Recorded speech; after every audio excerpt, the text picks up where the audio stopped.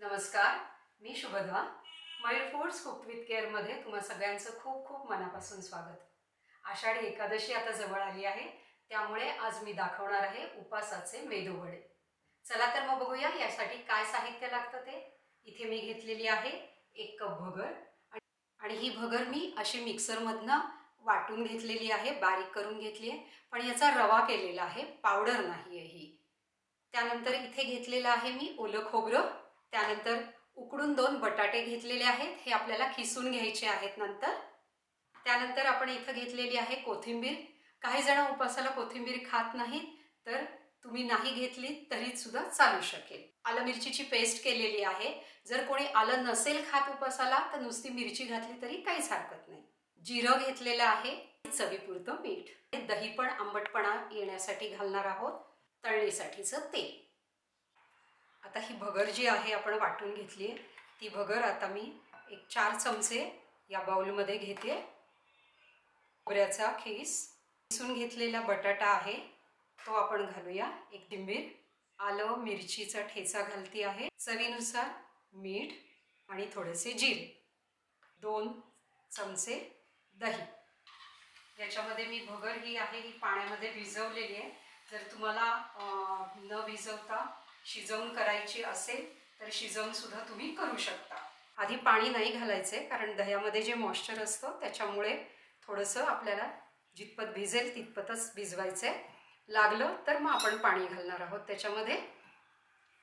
काही वेळेला पाणी लागत सुद्धा नाही. आता हा गोळा असा मळून झालेला आहे. मला अजिबात पाणी नाही लागलेलं आहे याला मळण्यासाठी. आणि खूप आपल्याला हे पातळ पण नाही करायचे आणि खूप घट्ट पण नाही करायचे. आता हा गोळा मळून झालेला आहे आणि मी हा असाच ठेवणार आहे मुरत. 10 मिनिटं झाकून ठेवूया आपण. हे मुरते तोपर्यंत आपण चटणीची तयारी केलेली आहे, चटणी बनवूया. घेतलेलं आहे ओलं खोबरं, कोथिंबीर, साखर, आल्याचे थोडेसे तुकडे घेतलेले आहे, हिरवी मिरची, जिरे, चवीपुरतं मीठ. चटणीसाठी आता मी या मिक्सरच्या पॉटमध्ये ओलं खोबरं घेते आहे. याच्यामध्ये घालते आहे कोथिंबीर, जिरे, हिरवी मिरचीचे तुकडे, आल्याचे तुकडे घातलेले आहेत मी थोडेसे. याच्यामध्ये थोडंसं मी साखर घालते चवीला आणि मीठ आणि थोडंसं पाणी घालून मी ही चटणी मिक्सरमधनं वाटून घेते. तर आपली ओलं खोबऱ्याची ही चटणी तयार झाली आहे. आता आपण ह्याचे वडे तयार करूया. हे मी पीठ घेतलेलं आहे. ज्या साईजचे तुम्हाला वडे करायचे असतील त्या साईजमध्ये तुम्ही तेवढं पीठ घेऊ शकता.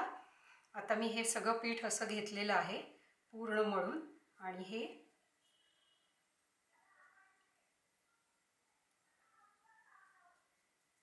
थोडंसं असे चपटे करायचे आणि इथे असं एक गोल करायचा.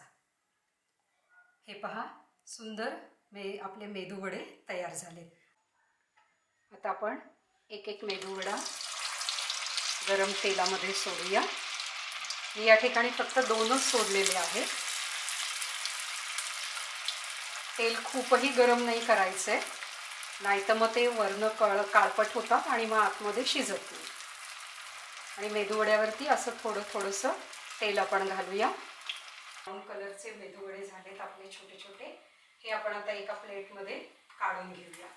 तर आता आपले हे चमचमीत उपासाचे मेदू वडे तयार झाले. याच्याबरोबर आहे खोबऱ्याची छान चटणी, दही आणि मिरची.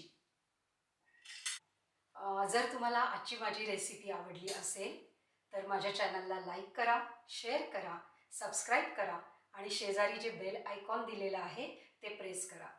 म्हणजे माझ्या ज्या नवीन रेसिपीज तुम्हाला लगेच बघायला मिळतील. थँक्यू.